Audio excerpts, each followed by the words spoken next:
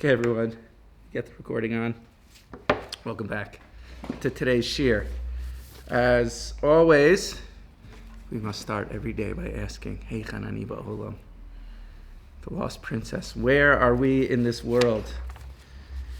To fall in love with the question, even if we don't know the answer, we have to fall in love with the question, where am I in this world?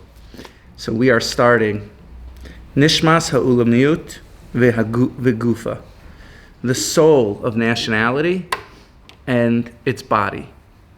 HaLe'umiyut, nationalism, right? And this is the second to last section in the Zeronim section in Orot. So that's exciting. There's too many sheets there. You have the sheets. And what we're going to be learning about is, just to give a little hakdama, the first part is going to talk about the way light moves, the process of tikkun and shvira, tzimtzum, orot and kalim. That's what we're going to talk about today. The second part talks about how love, great love, will enter the world. And the third part talks about nationalism. Now, we'll talk more about nationalism when we specifically get there. But nationalism is like one of these Jewish things that people are like, is it really Jewish? Is it not Jewish? Like, what's with the Zionist stuff? Being a nationalist, like, sounds like any other nation. Patriotism, like, are we really patriots? Like Trump, my fellow patriots, you know? So we're going to talk about the deep roots of nationalism, of Jewish nationalism, the Torah source for this. But first, we're going to enter into a introduction. I jotted down a few words and I closed the sefer on wherever I jotted it down. Can we cover this all today? No, we're not going to cover all this today, but I'm just, in the beginning, going to foreshadow a little bit. Intro, context before content, they say in education. I could find the piece of paper. Okay. So just to get into this a little bit. So we're going to talk about the tzimtzum for a moment, and then we're going to talk about the way of light. And really, what we're talking about is the way of everyone's life, the way of nations of the world, and the way of existence. Everything all parallels each other. First, there is this Or Ein Sof, which is this pure ideal, right? And we know from the lesson we've mentioned here many times that Hashem's Or Ein Sof, it's not that Hashem is Ein Sof. The Ein Sof was the first step of constriction. Hashem constricted his light into a light that we can call Ein Sof. Because Hashem is way beyond even the Ein Sof. Even using words, as we spoke about, taking infinity and putting it into finitude doesn't work, right? So Hashem constricted his life and his light into a light called Ein Sof. Then there was the tzimtzum. Welcome. Then there was the tzimtzum, right? He contracted a space. He contracted himself, Kabbalah, in order to make space for form to exist. Then what happened there was just shvira. Everything was broke, right? The light, we know the light overwhelmed the vessels, right? And the ideals, when they're shattered and forced into rigid constructs, it causes a shviras hakelim, right? Then what happens is that those kelim, they spread all over the world, ki'ilu, all over the world, right? They're not physical vessels, right? And that's called Hester and Kabbalah, right? Because now the light, which was used in the original form of creation, that shattered everywhere, that light now hides within the world, right? So that's what they call the nitzotzos, right? The nitzotzos, this light from the shvira, is now hiding every place in the world. And then there's tshuva and birurim, right? Tshuva and birurim is reuniting the light with slow, conscious, deliberate, integrative work, right? And that's what they call the birurim, is clarifying the good from the bad, or collecting the nitzotzos, right? If in the language of the Baal Shem Tov, so again, there was this Or Ein Sof. These is pure ideals, right? Then there is the tzimtzum, the contraction of that, not a rigid space, but a contraction of those ideals in order to create this what they call the chalal panoi, this vacated space. Then there is a shvira, and those shvira is the ideals when shattered into rigid vessels, right? You take a cup of water, you pour the water into the cup, and now it's just too much water, and it's just overflowing, right? So it's too much ore, cracks the cup, right? Cracks the vessel, that's the shvira sakelim. That light now goes into hiding, right? And then there's the tshuva and the birurim and the tikkunim, collecting the sparks of holiness, which is the integration of that light through slow conscious work, which is now picking up the nitzotos hakedoshim, working towards that original ideal, right? That this ideal that was now totally shattered, right? Working and reintegrated into your being, right? So we're going to see, Rav Kook is going to explain, this process takes place on all levels of existence. It takes place in nations, right? Nationality. We're going to ultimately come back to that in probably a few shiurim from now, right? And then this also happens to every individual person, right? And this, it's an amazing thing, right? This is the foundation of the Arizal, right? This is the foundation of Kabbalah. It's to talk about the process of Hester and Tikkun, right? And Orot and Kalim and Shvira, and it's this whole parsha. And we're going to see how Rav Kook talks about this and his expansion of this idea, and really how Rav Kook was such a unique figure. He was such a unique thinker.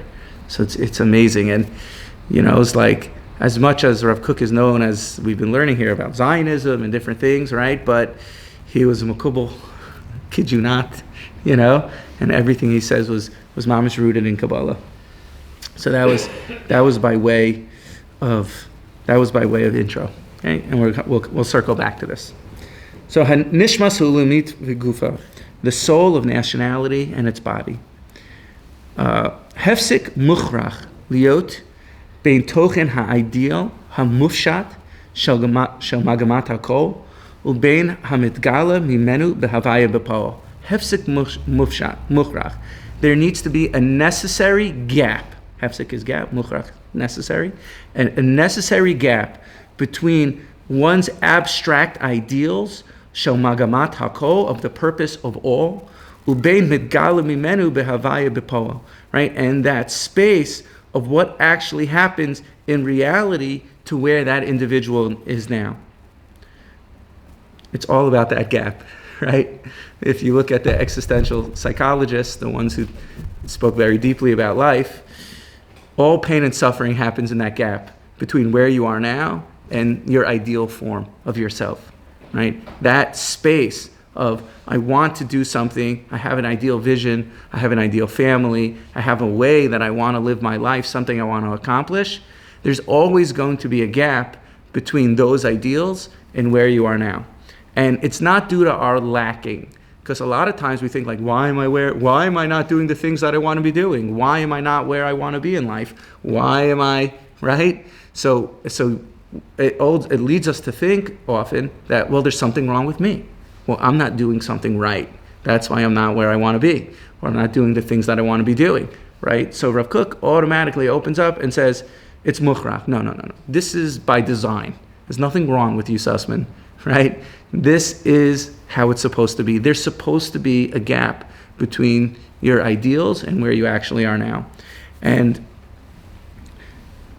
mimenu hamitgala mimenu v'havaya b'po bein hakavana tova hamuzrachat la'adam b'rom gavo chayav, whether this is a good ideal form, a proper intent that shines on a person in the height b'rom gavo chayav, in high moments of their life, haruchaniim, spiritual ones, ubein haruach hamalaveo tamidli yasher ma'asav udrachav, and between that and the spirit which actually happens in real time between where the person is now according to the way he's acting in his life.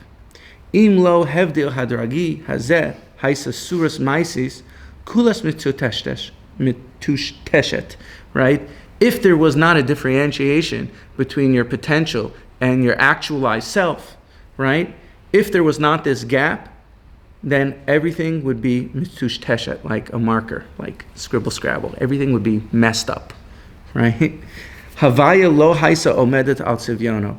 All of existence would not be in proper balance. Chukim ugvulim, the rules and the boundaries, lo hayu nishmarim, would not be guarded. Tchunat gvuot ve'arachim magbilim umiyastim olam umaloa lo hayu omdim. The movement towards worth and hierarchy, and the rules of creation, the balance in which existence is built on, would totally cease to exist. Right? So again, there's this gap between our ideal versions of ourselves, our what we might see as our self-actualized version of ourselves, right? And that gap between where I actually am now, right? Kishe-idealim hanizgavim. Now he's going to explain, right? Because there's this big or of what it is that we want to accomplish in life. There's this big light that is happening, right? And then there's the absence of that light and where we actually are now, right? So there's the or, it comes all the way, right? There's this or in sof. Then there needs to be a tzimtzum. Then there's the shiur hakelim, right? That's why am I not myself? Why am I not doing the things that I want to do, right? And then that light goes into hiding in order for you to integrate that light into your very being, that light into your life. Ukeshaidilim hanisgavim, when ideals are sublime, ha'omdim b'matzav hatahu, right?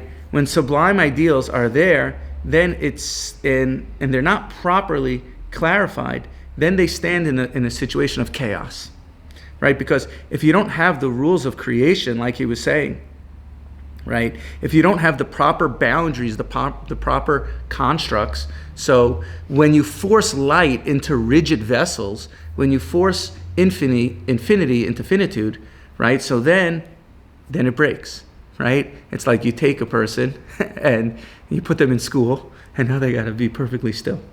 Right? What happens? The kid goes meshugana. He just wants to be a healthy boy and run around, right? Now he goes meshugana. You're taking or, and now you're putting it into rigid confines, right? And we're going to see the same with societies and with all of existence, right? When you have sublime ideals, and now they're standing in a way of chaos.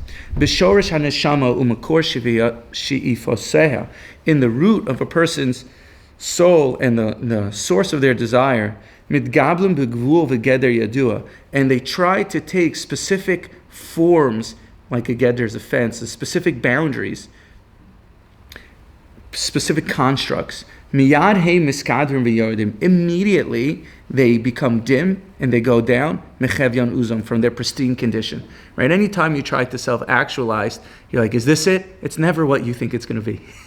Right? That moment that you're waiting for is never the moment. Right? Because it's never what you imagine it to be, because there's this amazing light that lives within inside all of us, and then even when you arrive or fall into that moment, it's never exactly what you imagine, right? It's like you take a chesed organization, you want to do chesed, right?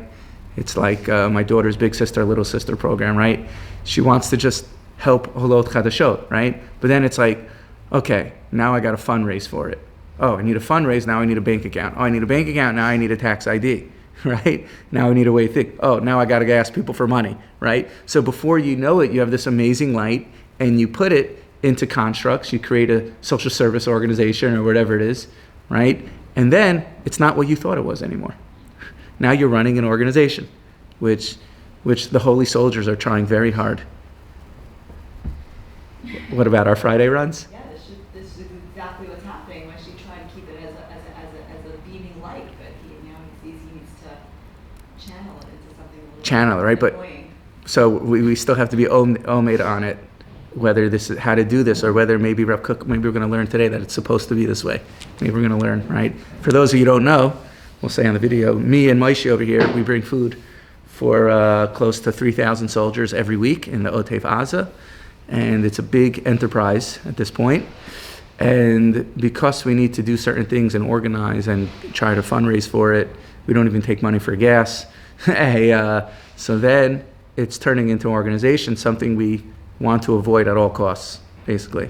So if anyone has any ideas listening to this, how to avoid that, or if anyone wants to sponsor a week or be a part of our team, you could find a way to reach out to me, right?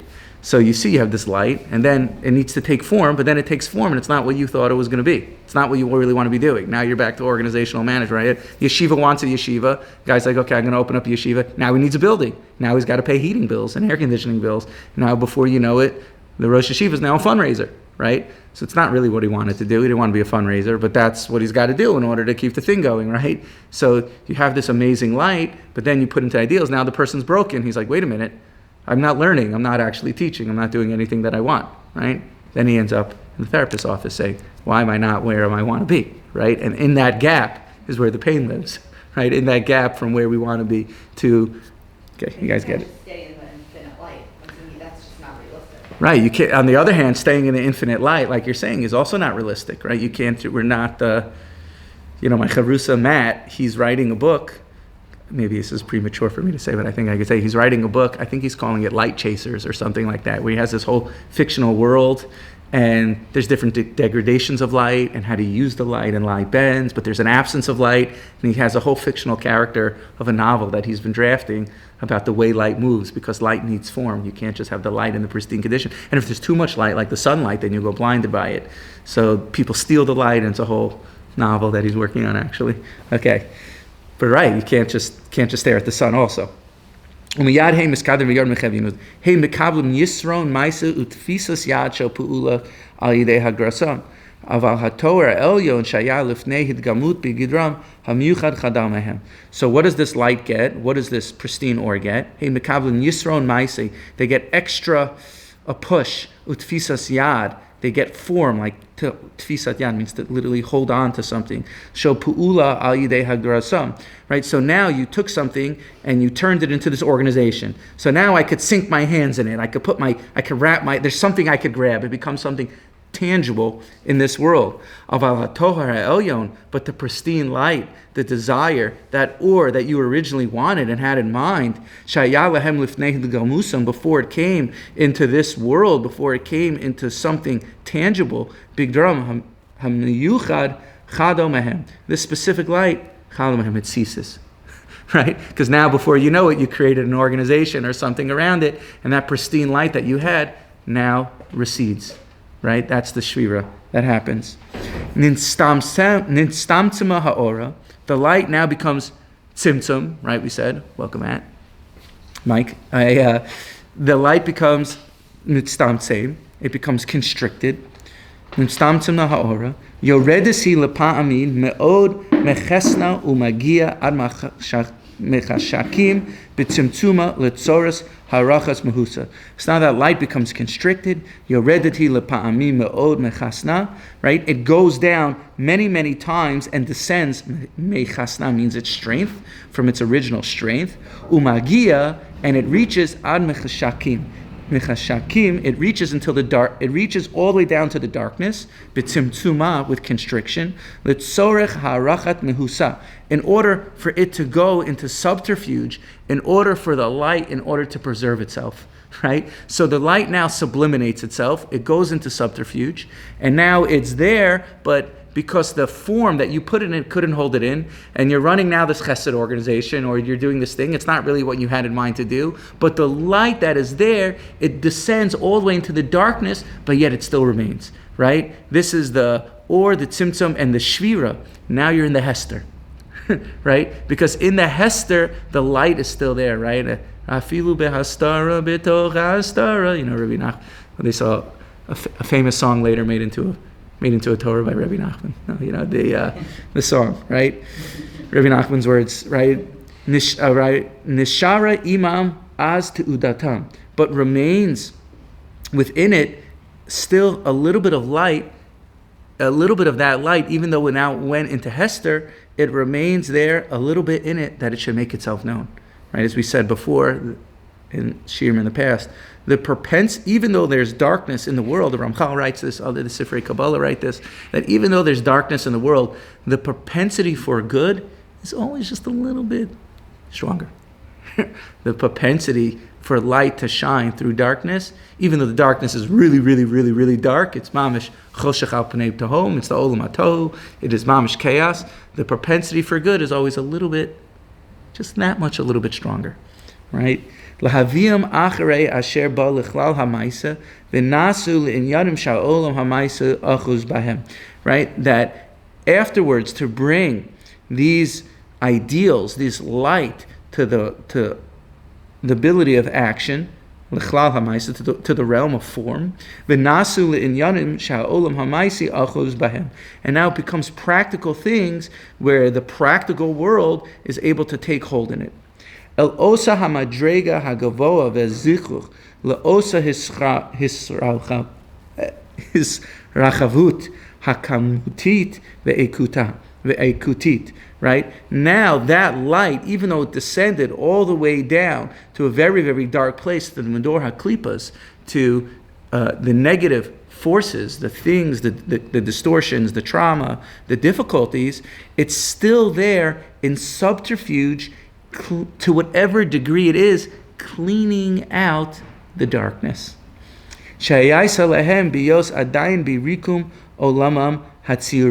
That thing is there cleaning the darkness, even in the darkness, right? So again, you have the light Ein Sof, you have the Tzimtzum, you have the Shviras HaKelim, the light goes everywhere, and that light now is everywhere, but there's an advantage to that light.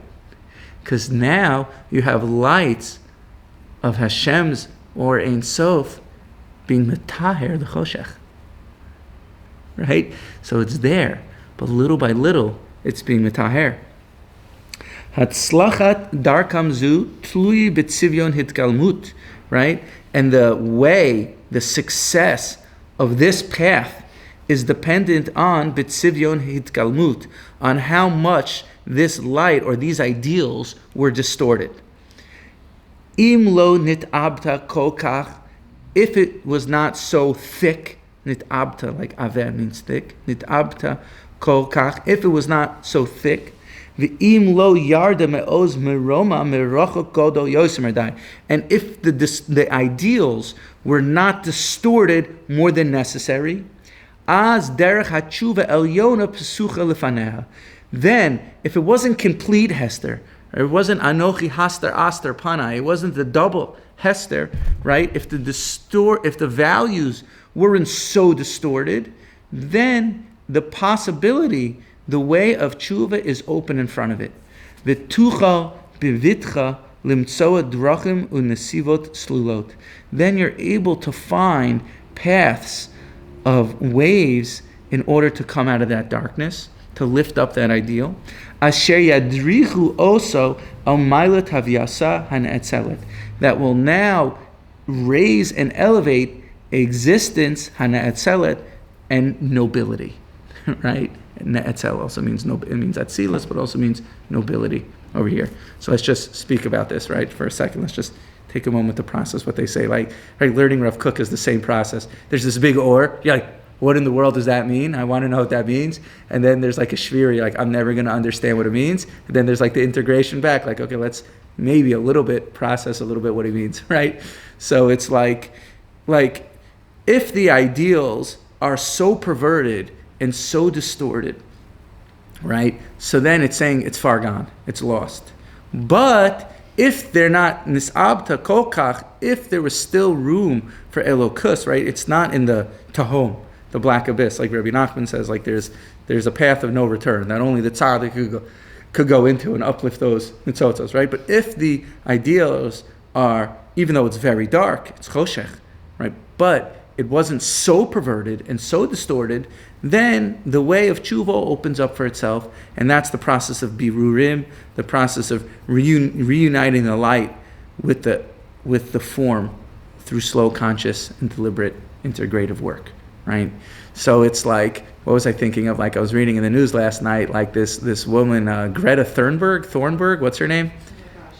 This lefty, so she's taking a sailboat from Sicily, Italy, that's the bottom of the boot, right? From Sicily to Israel to stop the blockade against Gaza, right? So like, Be'emes in her shoresh, right, she wants to like free Palestine, you know, she wants to help the impoverished people, right? But then it's like, and like you could understand that, like social justice, like this, right? Right, she's a terribly anti-Semitic. This is where I'm going with this, right? This is where I'm going with this. I'm not sticking up for her. No, I'm not sticking up for her, right? They're not letting her in, actually. They're not letting her into Gaza, yeah. And they're deciding, maybe they're going to throw her in prison also for a little bit to teach her a lesson, right? Well, the thing is, right, it's like you have these ideals, right? But then they go into darkness, right? this abda kol kach, we're at the point of no return. Now, obviously we want the Rishayim better, they do tshuva, and we destroy them, right? But, and that's what we daven for Yom Narayim, that it should be mahapich, right? It should flip to the good, right? But I was just thinking of this as what Rav Kook is talking about, like that the values and the ideals, right, get so distorted from their abstract form of what they really are, and then they come down into this world totally messed up, like completely like chaotic, totally backwards, until you get free Palestine and you have the whole world, right? Some crazy woman and some actor that are, maybe she's the actor, I don't know, I don't even know, right? So apparently it's someone from some Game of Thrones actor, I don't know, right? I never saw it. Your mom is holding, right? So apparently the person's Game of Thrones, I never saw it, but right? So it comes out so distorted, it comes out so messed up, this light. The root is good? It could be the root is good, but I think it's at the point of no return, meaning to say that there's a point of return, that Rav Kook is making this hairline distinction. There's a point of return of tshuva where the whole world is waiting, and from that you can be elevated, but then it becomes out at a certain place so distorted where there's a point of no return, right? So he's making this chiluk. Sailboat thing? It's shiur or it's or? What are you trying to say? What do you... It's that's a good question. How do you plug this back in, right? Right? Or maybe it's the light and the darkness that didn't actually succeed in transforming. Right, transforming the good. That's what I was going to say, right? It's the or that comes all the way down, right? But it goes into such hester, goes into subterfuge that these are sparks that are seemingly irredeemable, right? Because this whole movement in general, not just her, right? But the whole thing is totally crazy, right? So there is a point, I don't know where that line exists exactly. That's the truth. That's what I'm kind of talking out here. Like, Rav Kook makes this distinction, right? There's a point where it's so far gone where it's completely lost, right? But then there's some invisible line, I guess, where there is a point of return, right? So I don't know where that is. These people, I would say there's probably no point of return, but I don't know where that line of demarcation actually happens. Doesn't Rabbi Nachman say in Shabbos Nefesh, a person can be, that Nakuda Tova can be swallowed so deep it can't come out again? Right, that Nakuda Tova could be swallowed so deep where it can't come out again, right? It can't turn to good, it can't nip up and go rah, and then often it gets like spat back out, and that's, we see the tshuva happen, but sometimes it can go in so deep it just gets swallowed and it can't come back. It gets swallowed and can't come back. Yeah, I mean, there is, right? Okay, just sharing this. I don't have any answer to the question exactly, but there seems to be this type of thing. Picture like there's a light, a lantern, right? So you have a lantern and you have a glass in front of that lantern, right? So one way is, right, you need the glass in front of the lantern so you could walk with the lantern so it doesn't extinguish the ore that's inside of it. But imagine the lantern is just a means in order to hold that light. But imagine you now were worshiping the case of the lantern, right? Imagine you were now worshiping the case of the lantern, right? And then you got stuck in that form and you didn't see the ore that's actually fueling it, So it's like with these types of things, and he's talking about nationalism, he's talking about these things, we're going to see how it develops, right? These types of things, it's like you're worshiping the lantern of the case, but not the ore behind it. You get stuck in the form of it. Now, there's two ways to get that ore. One way is through smashing the lantern, right? Take the lantern and smash the actual glass itself. But Rav Kook is not saying that you should smash the lantern. Rav Kook is teaching us that another way to get the light is by polishing the glass and making the glass really clear. So the light shines from within and now illuminates that there was light there the entire time, right? So Rav Kook is teaching us don't get stuck worshiping the lantern, right? But that lantern glass is purposeful, that we should clean that glass and illuminate the light from within, so now the lantern shines forth in all its glory. So you have Orot and Kalim perfectly aligned with each other, right? So it's very deep. All this very deep. Okay, let's go a little bit further. Aval Gam im koach hitgalmut chalash yoser midai. But even if in the form that it takes place is very weak, chalash yoser midai, it's very, very weak. Az yuchal hakol hitporer velashuv leefes al yidei chukat hamromim. But because there's this delicate balance that's going on, the whole thing, yuchal lit porer, like pirur means crumbs, the whole thing could splinter and disintegrate. V'lashuv le'efes, and return to nothing, al yidei chukas hamromim. Means the people are longing so much for such high things, the whole system completely falls apart.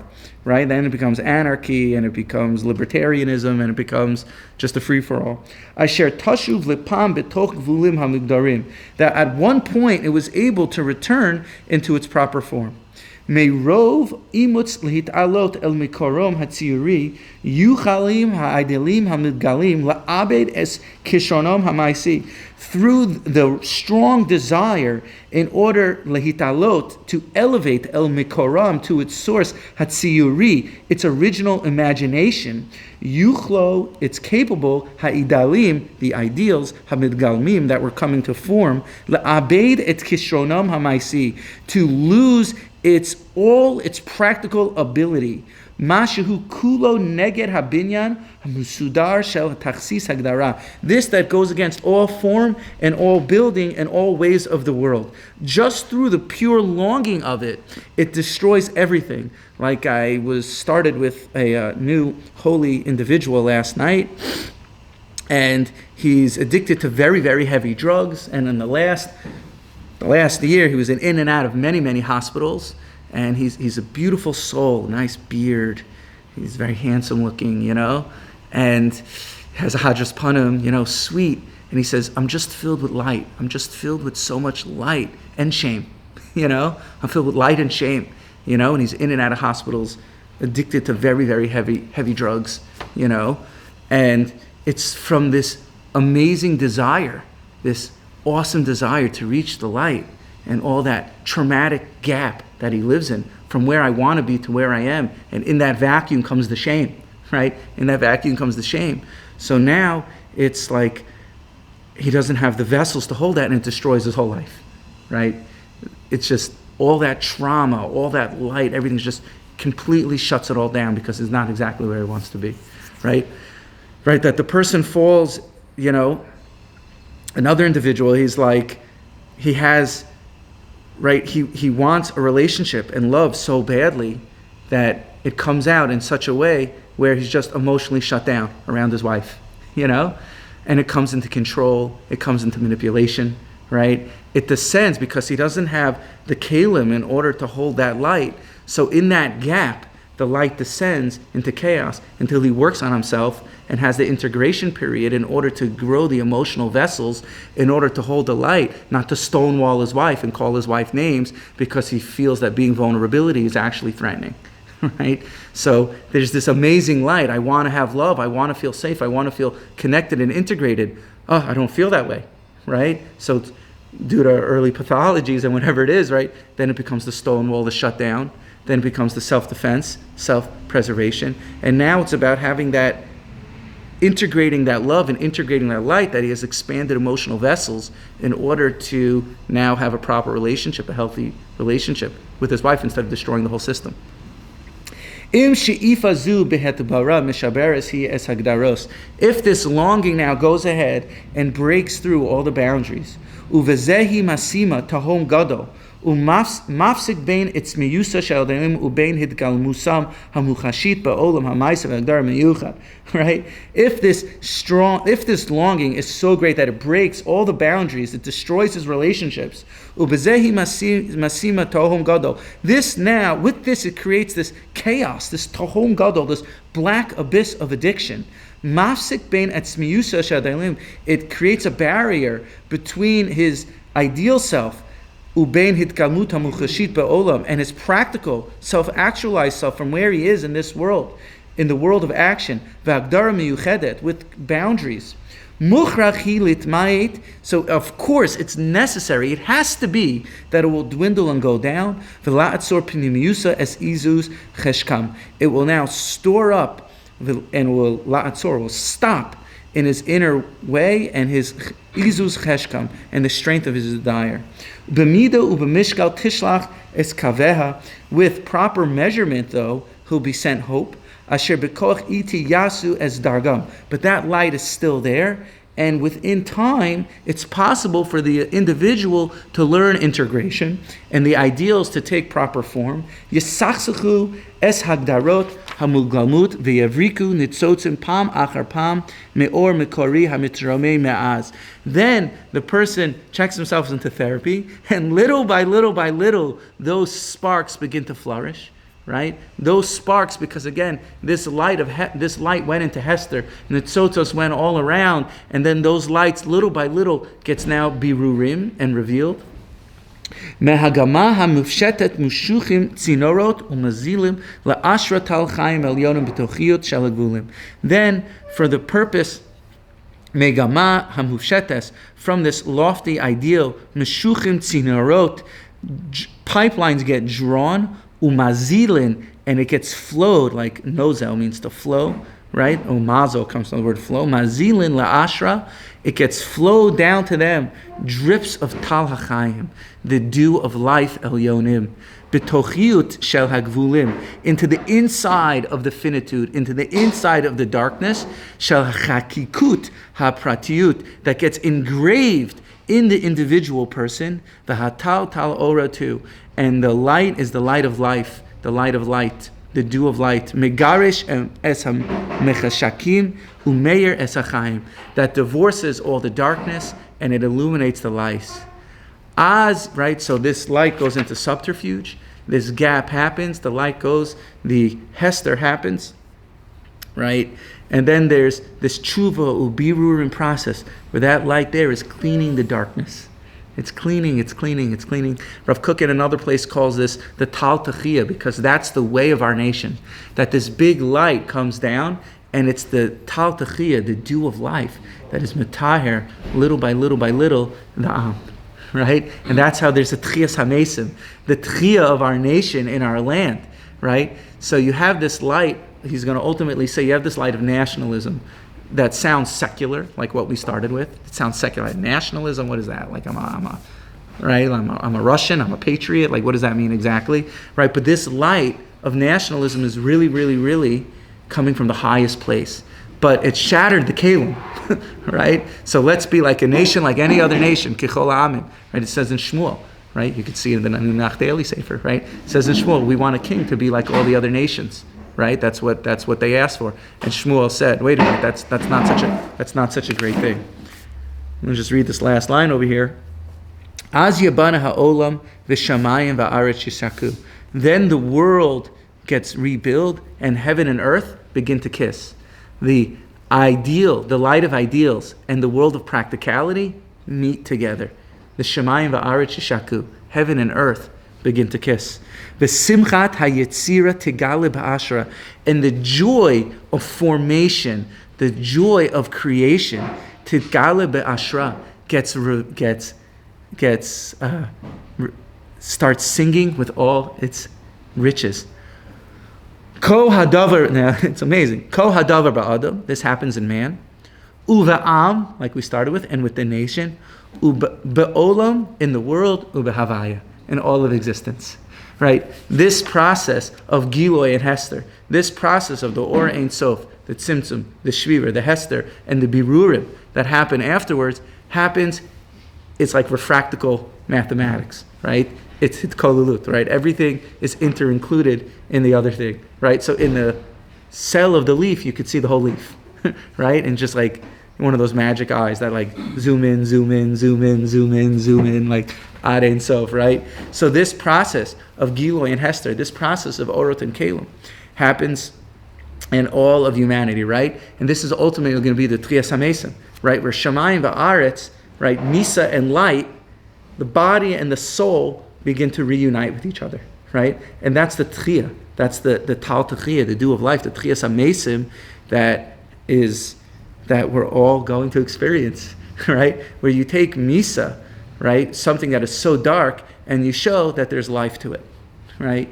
It's like I once asked Rav Morgenstern many years ago, like the process of the world seems to work well. The soul comes up, soul comes down to the body, then you die, your body goes back to the ground, then your soul gets some heavenly tribunal. Like, what do you need this whole Tchias HaMesim business from, right?